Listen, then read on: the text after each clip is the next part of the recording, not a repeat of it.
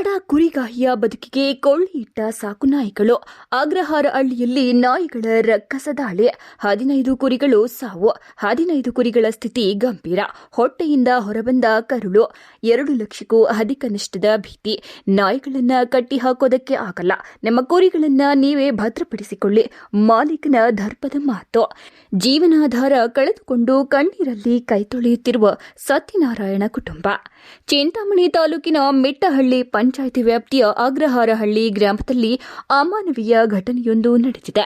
ಮುನಿಯಪ್ಪ ಎಂಬುವರಿಗೆ ಸೇರಿದ ಸಾಕು ನಾಯಿಗಳು ಅಟ್ಟಹಾಸ ಮೆರೆದಿದ್ದು ಸತ್ಯನಾರಾಯಣ ಎಂಬ ಬಡ ಕುರಿಗಾಹಿಯ ಬದುಕನ್ನೇ ಬೀದಿಗೆ ತಂದಿವೆ.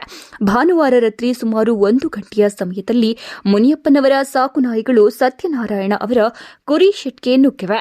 ಶೆಡ್ಗೆ ಬೀಗ ಹಾಕಿದ್ದರೂ ಸಹ ನಾಯಿಗಳು ನುಗ್ಗಿ ಕುರಿಗಳ ಮೇಲೆ ಭೀಕರ ದಾಳಿ ನಡೆಸಿವೆ. ಕುರಿ ಶೆಡ್ಗೆ ಬೀಗ ಹಾಕಿದಂತೆ ಇದೆ.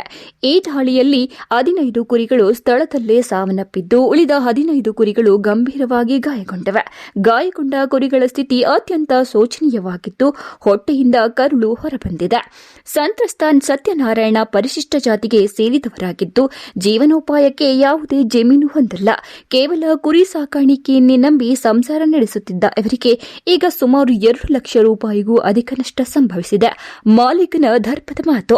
ಈಗಾಗಲೇ ಭಾನುವಾರ ಬೆಳಿಗ್ಗೆ ನಮ್ಮ ಕುರಿಗಳನ್ನ ಇದೇ ನಾಯಿಗಳು ಕಚ್ಚಿದ್ದವು.